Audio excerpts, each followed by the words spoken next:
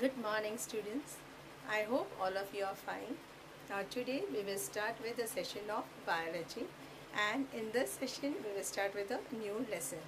Any guess which lesson we are going to start? Okay.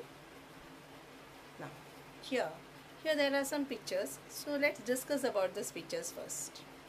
Yeah. Can you see a group of children dancing? Now, can you see all the children are following the same steps? That means there is a coordination in their dance, there is a synchronization in their dance. If there is a coordination and synchronization in a dance, definitely the viewers would like to watch it. Yeah, yes. Now, let's see the next picture. The next picture, can you see a driver driving a bus? Now, when a driver is driving a bus, now which are the organs he is using when he is doing the work of driving? Definitely he is using her hands to hold the steering. With the legs is controlling the accelerator and the brake. At the same time, with the eyes he is looking at the pedestrians who are there on the road. Correct. So he is using his eyes, he is using his legs and his hands.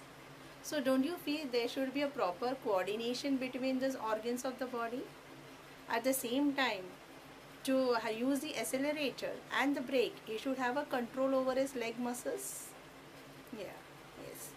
Now, let's see the next picture. In this picture, can you see some of the children playing football?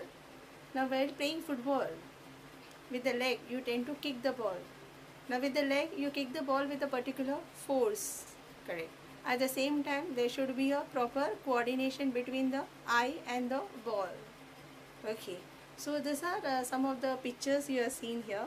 So students, any guess which is a lesson? Yes. We are going to start with lesson number 7, and that is control and coordination. Now, here we will see how the control and coordination is brought about in the human body.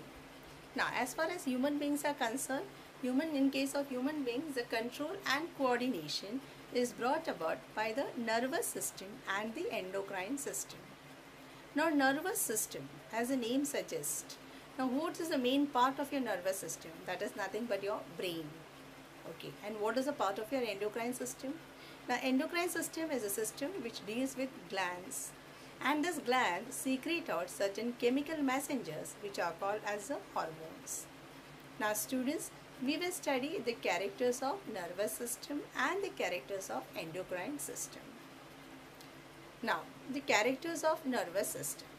Now, in case of nervous system, the transmission of information is through the electrical impulses, which we will study in the further part.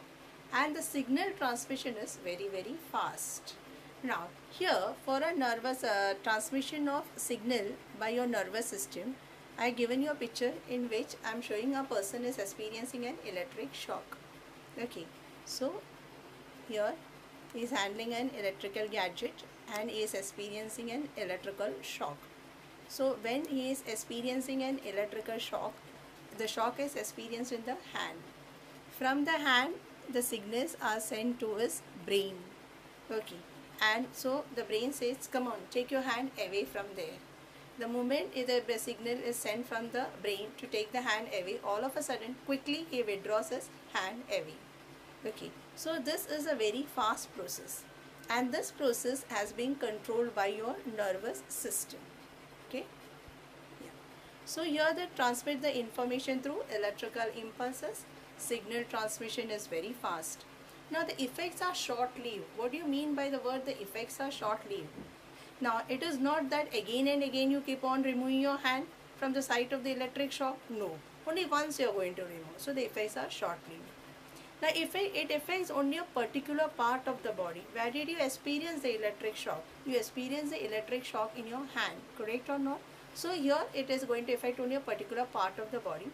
And there is no change in the metabolic process.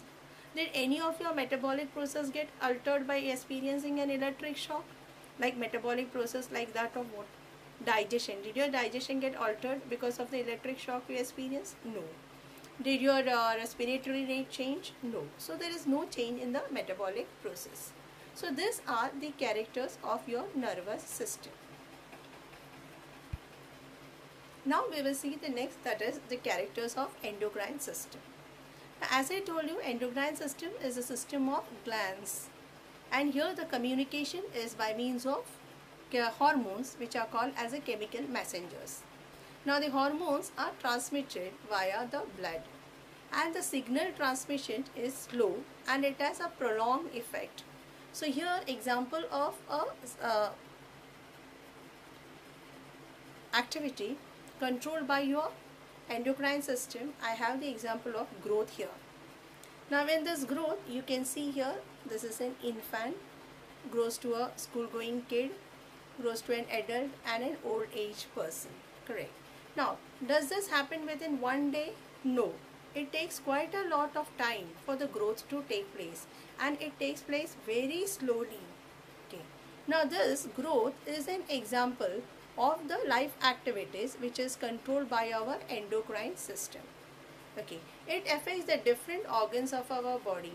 Now if an individual has to grow, the different parts of the body should also grow. Like your bones should grow lengthwise, then only you become tall. The amount of muscles in your body should increase, then only your weight will increase. At the same time, it affects your metabolic process. That means if you have to grow, your food intake should be more. That means your digestion rate should increase. At the same time, as the growth takes place, what is required for growth is nothing but energy. If energy is required, definitely there should be a change in your respiratory rate. So here it affects the metabolic process, whereas for nervous system it does not affect our metabolic process. Now in case of human beings, it is not that only the nervous system is controlling our body, or it is the endocrine system which is controlling. Both these systems, the nervous system and the endocrine system, both of them are responsible for the control and coordination of our body. Now with the next picture here, you can see here there is a child. The child has been chased by a dog. Dog is chasing this child. So the child is scared. The child is running. So while running, there are muscular movements, and this muscular movements is controlled by your nervous system. At the same time, when the child is scared, the heartbeat increases, the respiratory rate increases. This is because of our endocrine system. Okay, yeah. So nervous system and endocrine system, they work together in our body to bring about control and coordination. Now let us start with the nervous system. Now in case of human beings, we have got the three different type of nervous system. One is called as the central nervous system. Here you have the let's show you the central nervous system. Central nervous system consists of brain as well as spinal cord. Can you see it is centrally located? Okay, so it forms your central nervous system. Now from the central nervous system, can you see the different type of nerves are given out from the spinal cord? The nerves which are given out from the spinal cord are called as the spinal nerves. At the same time, there are certain nerves which are given out from the brain, and those nerves which are given out from the brain are called as the cranial nerves. Now this spinal nerves and the cranial nerves forms a type of your nervous system which is called as a peripheral nervous system. So your peripheral nervous system consists of cranial nerves, those are nerves which are coming out from the brain, and spinal nerves which are coming out from your spinal cord. There are 12 pairs of cranial nerves and there are 31 pairs of spinal nerves.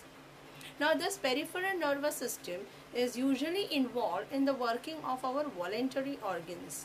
Now what are the voluntary organs? The organs whose action are under the control of our will are called as the voluntary organs. That includes our hands and legs. Now students, we have another type of nervous system which is called as the autonomic nervous system. The autonomic nervous system consists of sympathetic and parasympathetic nervous system. Now this sympathetic and parasympathetic nervous system controls the working of our visceral organ. Now what are the visceral organs? The organs which are present inside our body are called as the visceral organs. Okay, the visceral organs includes the organs like that of heart, lungs, stomach, everything, all the organs which are present inside will be called as the visceral organs. Okay, now we will start with the structural unit of nervous system.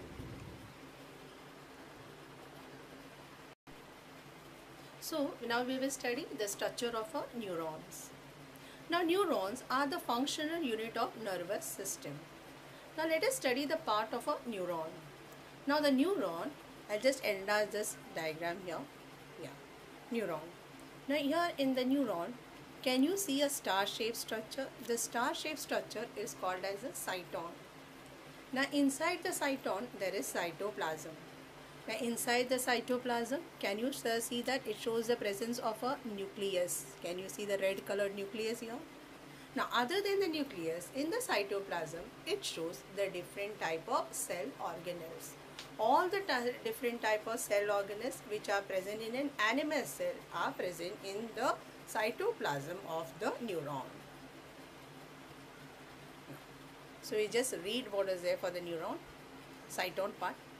Now cyton, it is commonly called as a cell body. It has a well-defined nucleus. The cytoplasm of the cyton has various cell organelles. Now cyton converts the stimulus into an impulse. Now what is a stimulus? Any change in the external environment is called as a stimulus. Change in the external environment is called as a stimulus. And that stimulus is taken up by small thread-like structures from the cyton which are called as a dendrite. And when it enters into the cyton will convert that stimulus into an impulse. Now what is an impulse? It is a mode of transmission of message in a neuron. The mode of transmission of message in a neuron is called as an impulse. Okay. Now let's see the next part, that is dendrite. Now students, as I told you, this is the cyton or the cell body. Can you see the cyton or the cell body giving out small thread-like structures? The small thread-like structures are called as the dendrite. Now what is the function of the dendrite? It is the dendrite which picks up the stimulus. So let's see now. Now dendrites. This dendrite, they are the short thread-like structures arising from the cyton. Dendrites receive the stimulus from outside and passes it to the cyton.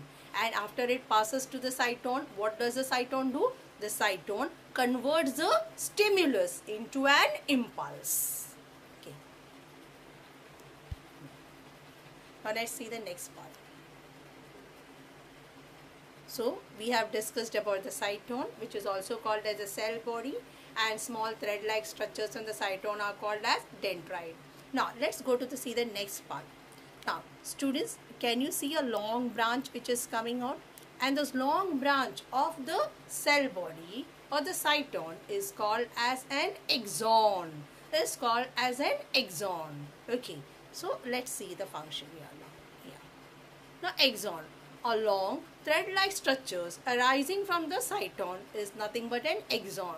It takes away the impulse from the cyton. Correct. It takes away the impulse from the cyton. What does the dendrite do? The dendrite takes up the stimulus from the outside and passes it on to the cyton. The cyton will convert the stimulus into an impulse.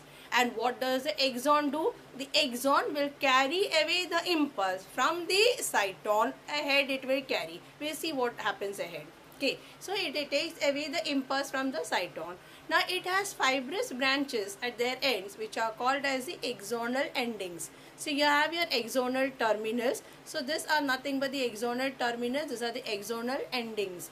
And this axonal endings has got small balloon-like structures, bulges. You will see. We will see the function of the bulges in the next part. Now here the next part, that is the Schwann cells. So what is the Schwann cells? We will discuss here. See here. See. Students, can you see the Schwann cells here? This is the Schwann cells. Yeah. Now the black colored part which you are seeing here, it is nothing but what? Axon. Now surrounding the axon, can you see a layer of the Schwann cell? Now this is the Schwann cell which is forming the myelin sheath or the medullary sheath surrounding the axon. But you can see there is some non-myelinated part or unmyelinated part in between. This non-myelinated part or the unmyelinated part of an axon is called as the nodes of Ranvier. It is called as the nodes of Ranvier. So Schwann cells. These are the cells of the nervous system that forms a myelin sheath or the medullary sheath around the axon. Next is the nodes of Ranvier.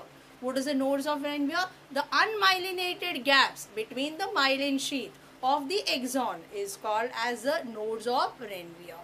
So are you all familiar with the parts of the neuron now? So the neuron consists of the following part. Point number 1, we discussed about cyton. Then we discussed about dendrite, then we discussed about axon, the Schwann cells which secretes the myelin or the medullary sheath that forms your myelin and medullary sheath, and then the nodes of Ranvier. Okay. Now students, let's go to the next part. Now in the next part you are going to learn about synapse. Now what is a synapse? Now synapse is nothing but it is a microscopic gap. With a microscopic gap, I just enlarge this here diagram here. Can you see students here? This is your neuron number 1 and this is your neuron number 2. Now this neuron number 1, this is the axon part of neuron number 1. Can you see it is uniting with the dendron part of the neuron number 2? Correct? But between this axon of one neuron and dendron of another neuron, there is a microscopic gap. And this microscopic gap between the axon of one neuron and the dendron of another neuron is called as a synapse. And to build up the bridge up the synapse, we require some chemical substances, and these chemical substances are called as a neurotransmitter. It is called as a neurotransmitter. So, what is a synapse? The point contact between the terminal branches, that is the end branches of axon of one neuron with the dendrite of another neuron is called as a synapse. Okay, here I have drawn only the part of a synapse, so we will discuss about it now. Students, now this is the synapse here. So this is an axon terminal. And I told you the axon terminal, there are bulges. So you can see the bulging part of the axon terminal, and this is nothing but the dendrite of another neuron. Now in the bulged part of the axon, there are small vesicles. Vesicle means balloon-like structures.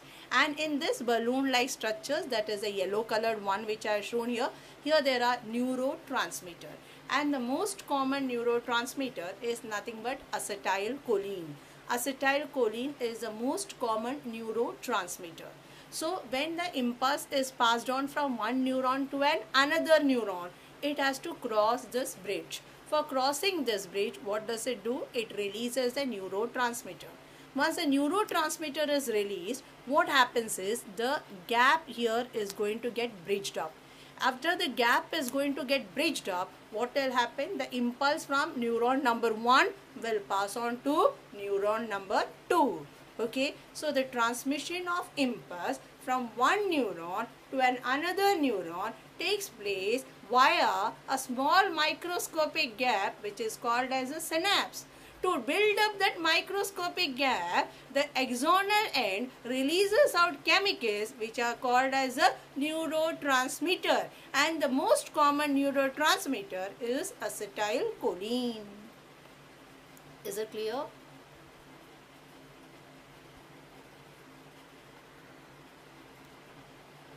Now after this we will study some terminologies which we will be using in this lesson.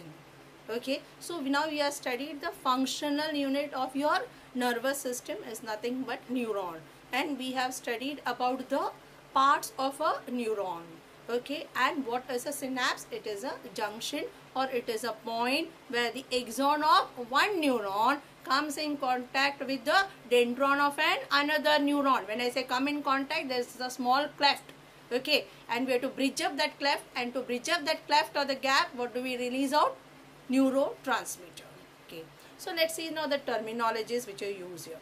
Now terminologies, now first one. Now what is a stimulus?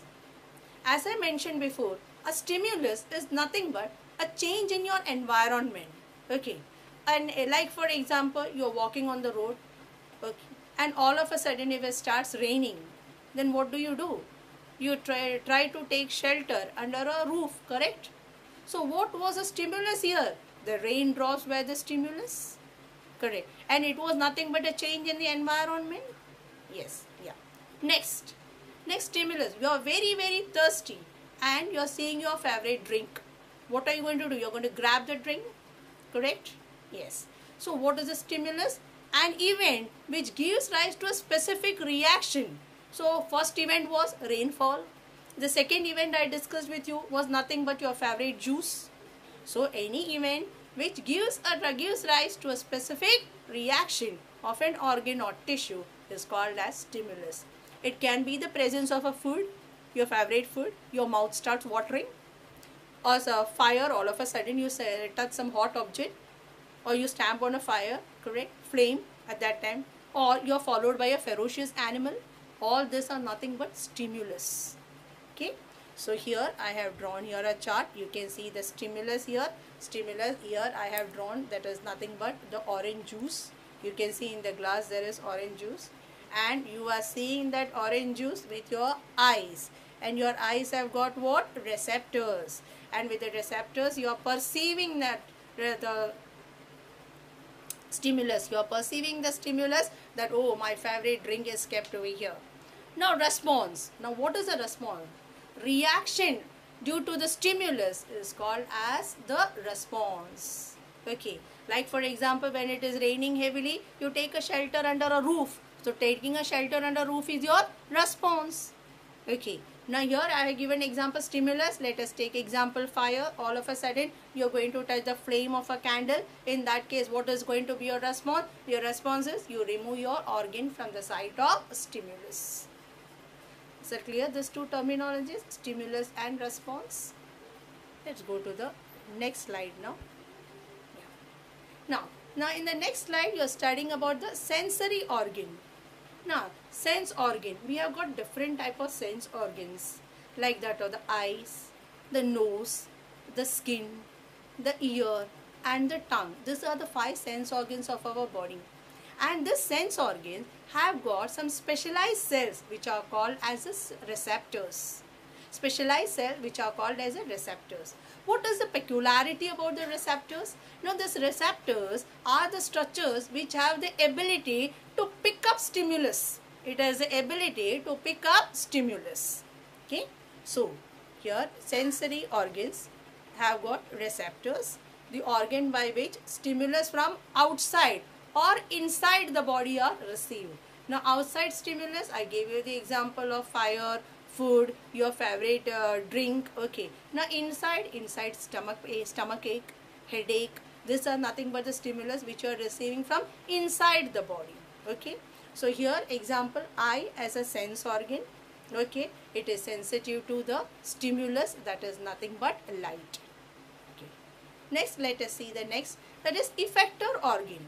What is an effector organ? Now effector organ is an organ which shows a response to the stimulus.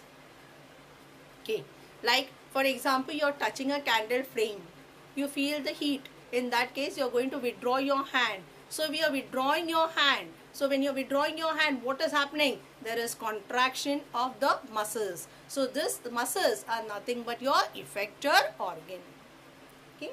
Next, that is nerve impulse. What is a nerve impulse? A nerve impulse is a way a nerve cell, that is a neuron, communicate with one another. As I told you, it is a mode of transmission of message from one neuron to another neuron. Okay, that is nothing but what you call it as a nerve impulse. So I just enlarge this diagram here. So students, can you see the stimulus here? Stimulus, as I told you, it is your favorite drink here. And the stimulus here is perceived by your receptor, that is eyes, and that message has been sent to the brain. Now the brain tells your hand, come on, grab that drink. In that case, by means of using an effector, you can see this is the effector here.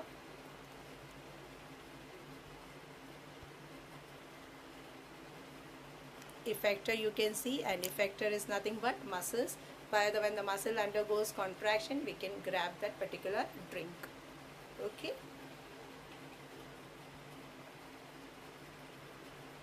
Now let's go to the next slide. Yes. Now in the next slide we will study about the receptors. As I mentioned before that there are 5 different sense organs, and the sense organs are called as the windows of your brain. It is by this sense organ that the brain is seeing the outside world, or as the brain is packed inside the cranium, correct? So the brain cannot find out what's happening in the outside world. So it is this sense organs which will provide the different senses to the brain. Now in the first part, this is eye. The eye shows the presence of photoreceptor. As the name itself suggests, photoreceptor, photo means light, so they are sensitive to light. Okay.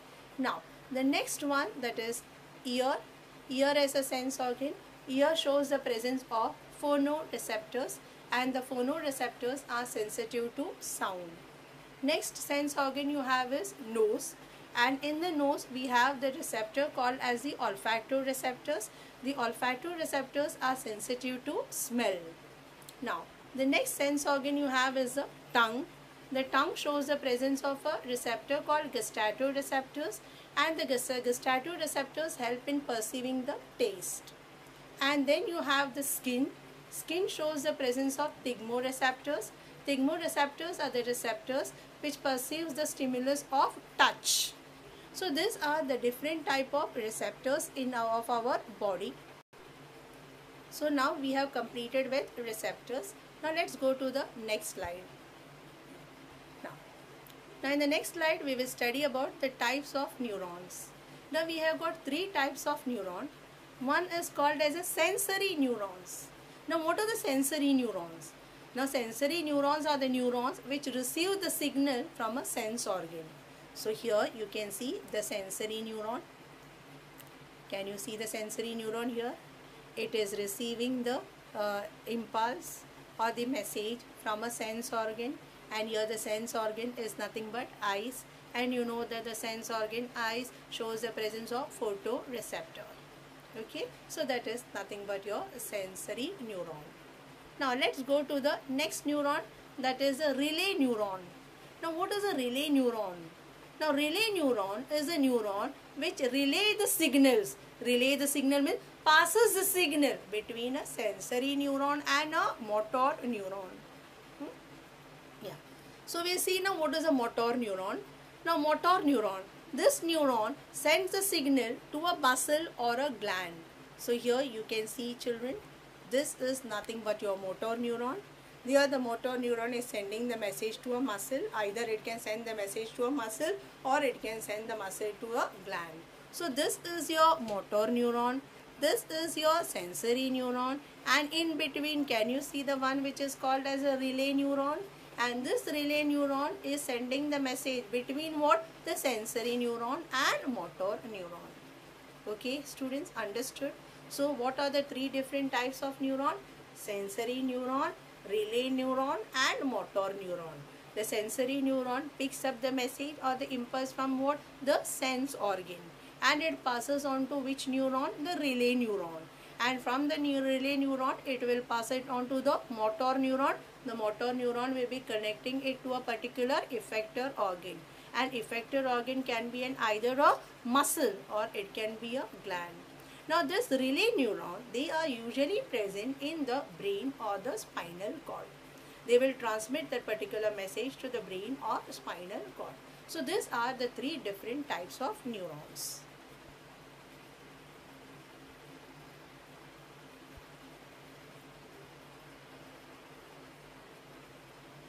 So students, which are the 3 different type of neuron?